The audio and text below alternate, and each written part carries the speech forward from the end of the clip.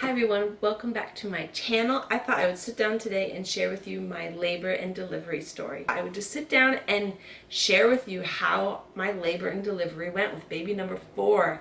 It was different than I expected, and I am very thankful. Everything went great. Everything turned out very well. He's doing good. I'm doing good.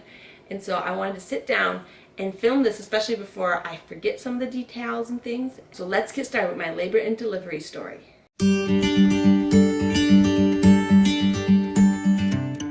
So first off, this is little August Theodore, and he was born August 29th at 8:56 p.m.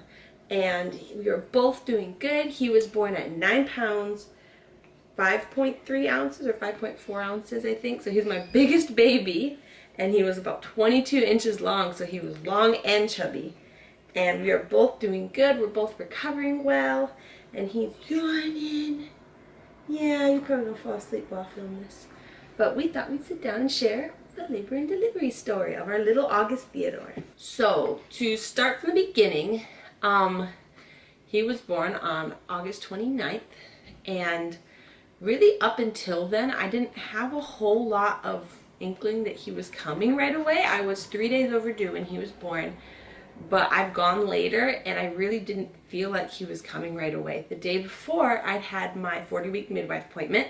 We had scheduled like my upcoming ultrasound for my 41 weeks if I went that late, and talked about, you know, what would we do if I went really late, and had my checkup. I was still dilated to like 2 to 3 centimeters, and I was like, I think she said maybe 30% effaced. I wasn't like super progressing or anything, and she just was making sure, you know, he was in a good position, everything was looking good.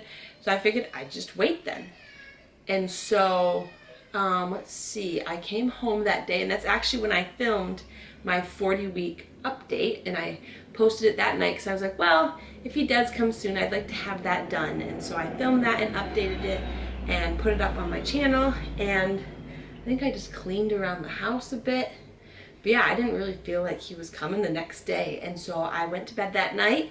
I remember I had a few contractions that actually came like 6 minutes apart, but they weren't like painful at all, and I fell right to sleep. So I was like, that wasn't labor, I fell asleep. And so the next day I woke up and was perfectly fine. But the thing that seemed odd is right when I woke up and got out of bed, my legs hurt really bad, and I was like, oh, why are my legs so sore? I felt almost like I'd run like a marathon, or I did something really strenuous, and my legs were just aching from like my hips down. And I was like, oh, I must have slept funny on them, or I did too much the day before. I wasn't sure what it was, or maybe he was sitting on a nerve or something. And so me and my sister were messaging that morning, because she's also was pregnant and was waiting to have her little boy. And she was saying, you know, her hips were hurting and stuff. So I was like, oh, it must just, you know, I'm past my due date. It must just be what it is. And so as the morning progressed, we had breakfast, and I just went about doing things, and my legs just kept hurting. Like they ached really bad. And I was like, why did they hurt so much? So I had sat down for a little bit, and then I started to realize through the pain from my legs that I was actually starting to have contractions. But it was hard to tell because my legs hurt so bad that I wasn't really noticing the contractions. But once I realized I sat down. I was like, well, I'll see if I can time them. And they were coming actually like every 5 to 7 minutes. And I was like, like that's interesting. But the part that was funny is I had my last iron infusion scheduled for 11 a.m. that day. And this was about, it was almost 10 a.m.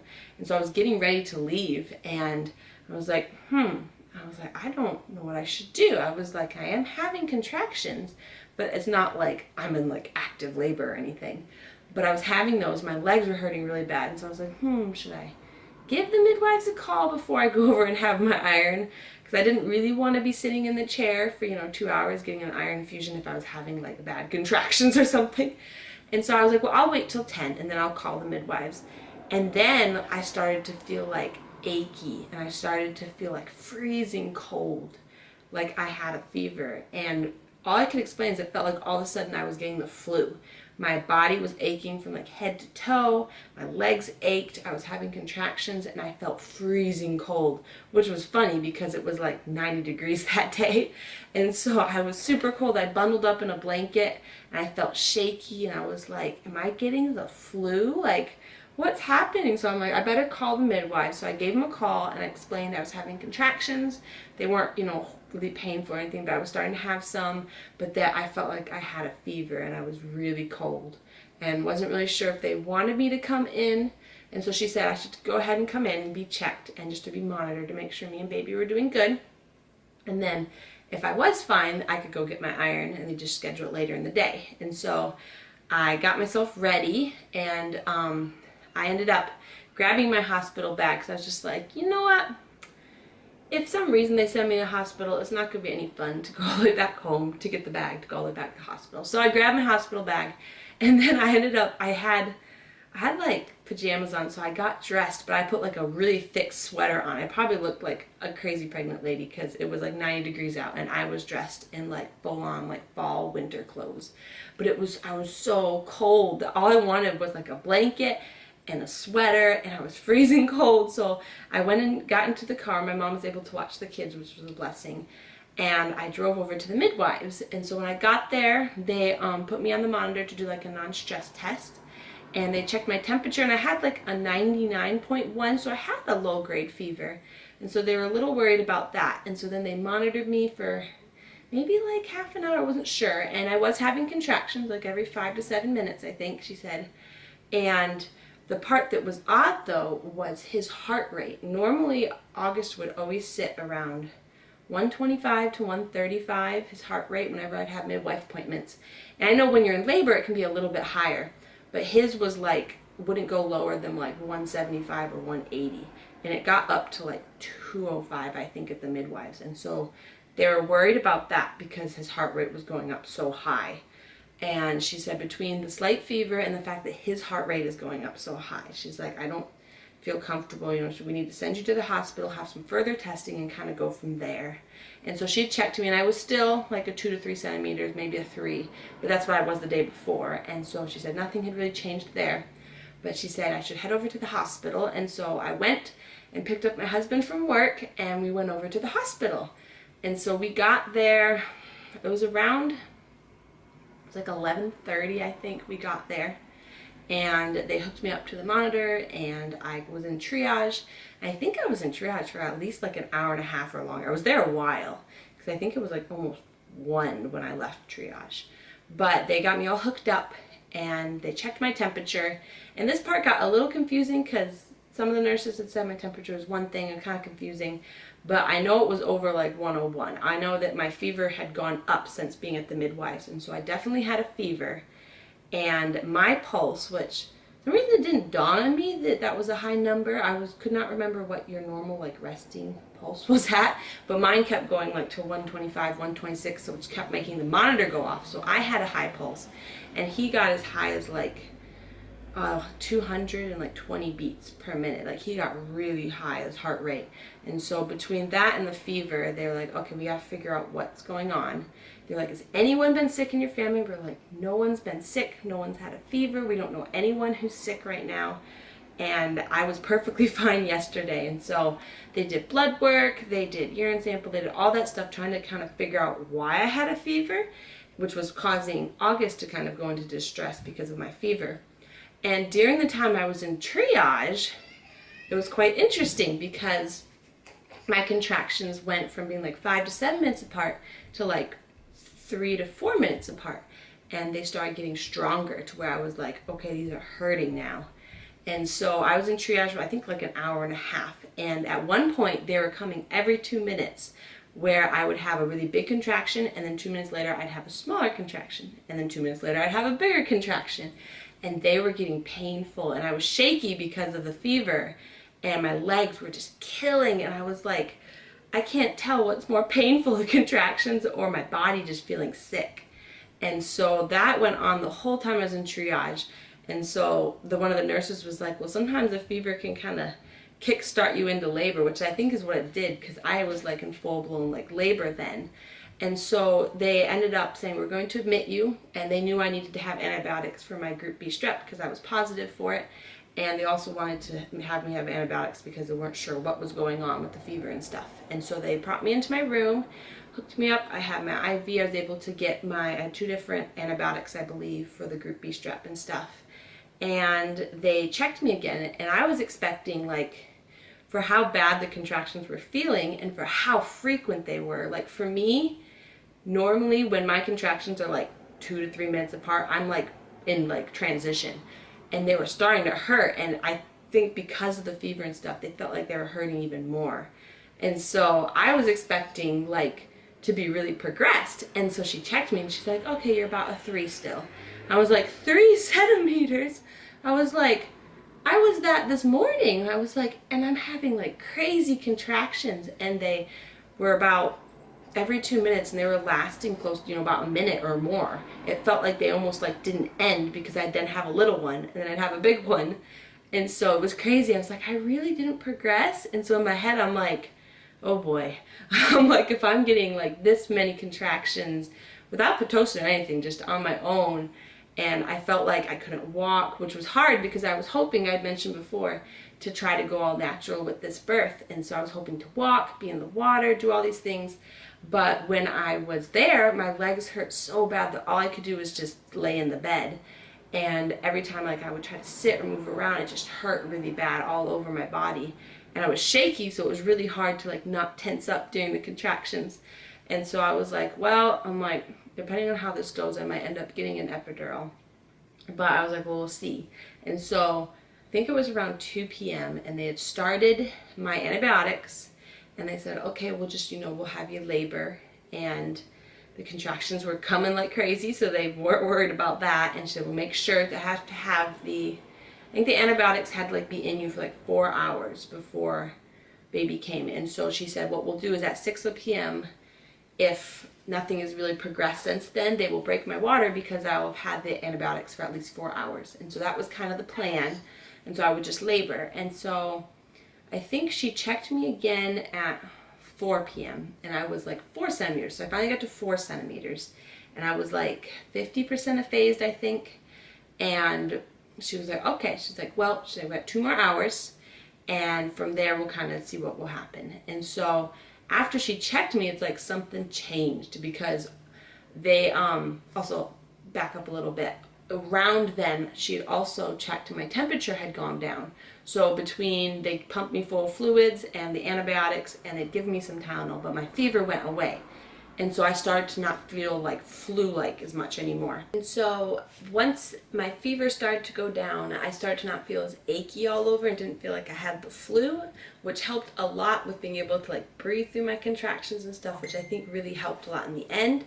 But my legs still hurt really bad. And so I tried being on the birthing ball for a little bit. I tried being in the shower for a while, but I didn't want to do anything with walking, which was kind of hard because I was hoping to be able to walk and help progress labor, but my legs just hurt really bad during this labor. And so after she checked me, now I was 4 centimeters at about 4 o'clock. That's when like everything seemed to change, because then all of a sudden I started having like really intense contractions that were still coming every 2 to 3 minutes or so, but just the intensity changed, and I was like, oh, I remember this feeling. And I think because I didn't have the fever, instead of it feeling like super intense when actually I wasn't progressing much, I felt like this felt more like normal intensity. Like, okay, I'm starting to go towards transition, I think, and just starting to have to really breathe through them. And that's when I decided, I was like, okay, I would like to get the epidural. And so my midwife at first seemed kind of like hesitant, like, well, maybe wait a little bit. But she ended up saying, she's like, okay, we'll do that. And so by the time the anesthesiologist got there, my contractions were like every 2 minutes, maybe every 3 minutes, but usually every 2.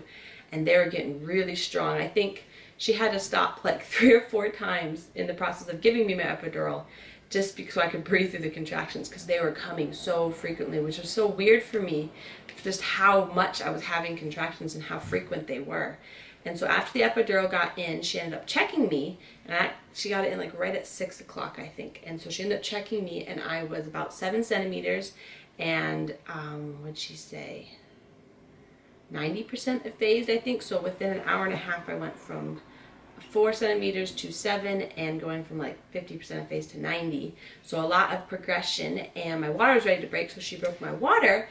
And something kind of scary that ended up happening is when she broke my water, there was meconium. And so she was like, okay, so this happened. Like, it's not that uncommon for it to happen, but we'll make sure that there is a doctor in there who can come and basically suck out anything if he does end up swallowing it.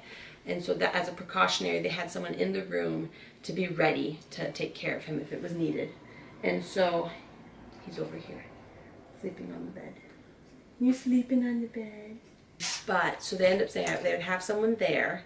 And so that was a little different. I've never actually had any of my children ever like poop or have meconium before they're born. And so that was something a little alarming, but she said it's not that uncommon, and is to be on the safe side, they always have someone there. And so that was at 6 o'clock. And let's see, so I think about an hour and a half, let's see, maybe 2 hours went by, and I was able to get a little bit of rest. She gave me a much weaker, I think this is the weakest epidural I've had, which I like because then I'm able to feel things more, and I feel like I can push better and things like that. And so definitely, like, it helped with the pain aspect, but the pressure and everything, I could tell he was like reaming his head down. He was like getting ready to come. And so I ended up just kind of resting a little bit, and they just started to get more intense and stronger to the point where I was starting to breathe through them again and being like, okay, like he's coming soon. And I think she checked me, I was about 9 centimeters and pretty much ready to push, just a little bit more waiting. But then I started feeling the urge to push, and because it was starting to be really painful again, pushing helped. And so I think they ended up figuring out, I pushed for about half an hour. But this was different. I was telling my husband, I felt like I had to work to get him out. I could definitely tell he was bigger and longer. And I ended up pushing for about half an hour. And yeah, it was a lot of like more intense pushing and just trying to really just get him to come down and come out. And I could tell that I wasn't progressing as fast. Like with my daughter Tiffany, it was like a few pushes. It wasn't that much and she was out. But this time, like, I could tell they weren't like, well, you can see his head. It was more just like, he's coming. I'm like, but you can't see his head yet. And so I just kept pushing. And this is my first time getting to experience what people have told me is the Ring of Fire, which I always think of the Johnny Cash song, the Burning Ring of Fire. But this is my first time, because like I said, this is, I think, the weakest epidural I've had. That by the time I was pushing, I felt a lot. It definitely, I still had some of the numbness, but I could definitely feel the contractions and feel all that. And so as he was coming out, she told me, okay, stop pushing and let the contractions push him out. And so in my head, I'm like, stop pushing. I'm like, oh. And so then I was like, this is that Ring of Fire they always talk about. And it was painful. So people would be asking me questions, and I was like, I will answer later. But he came, and so he was born at 8:56 p.m. on August 29th, and he was 9 pounds, 5.4 ounces, 22 inches long, and has a big head. And so he came out, and he only had just like a little meconium around him. They said they were pretty sure he had probably pooped like not long ago because the skin wasn't stained or anything. And so she was probably figuring my fever and his heart rate going up probably put him into distress. And so that's probably why he ended up pooping, and that was why the meconium was there. But they got all the phlegm and stuff out, and by the next day he had coughed up and pretty much everything was out. And so he was doing good. The doctor wasn't needed for anything. And yeah, everything went well. I didn't tear, which I was very thankful for. I was surprised I didn't because of how much I pushed. But definitely, yes, he came out healthy, and he was crying. And then he was kind of like chill for a while. Like he was pretty quiet. I was kind of looking around after that. So they're like trying to get him to cry. But he was doing good, and we both have just been recovering well. He's over here on the bed, all spread out. But he's doing good and I'm doing good, and so I really wanted to sit down and share my labor and delivery story. It was different. I was not expecting to have like a fever, which we still have no clue why I had a fever. The doctors still don't know. They ran a lot of different tests and they still have no clue why. And so I'm just thankful though of how God worked it out, and I was able to get to the hospital. I was able to get my antibiotics, and everything worked out, which I'm so thankful for. And just happy to have him here. And I guess we might not ever know why I had a fever or all of that, but it was a different birth. Everything progressed so differently. I felt sick for most of my labor, and then the second half was intense. And so filming wise, I really didn't get to film much, but I'm just thankful everything went well. And so thank you again for coming along on this journey. And now that little August Theodore is here, I'm just excited to see what is in store for me and my family. I have a family of 6 now, and just watching him grow. And we're starting school up with our kids. Just started school with my boys today, and we're getting ready for fall and all the birthdays that are coming up and holidays, and just excited for everything coming up. And so I just thought it'd be fun though to sit down and share with you my labor and delivery story and have it documented. I always love to be able to look back and see how each of my labors were and what was different about them. And it's fun to watch other women's labor and delivery stories as well, and just to see how theirs was, and to be able to encourage one another.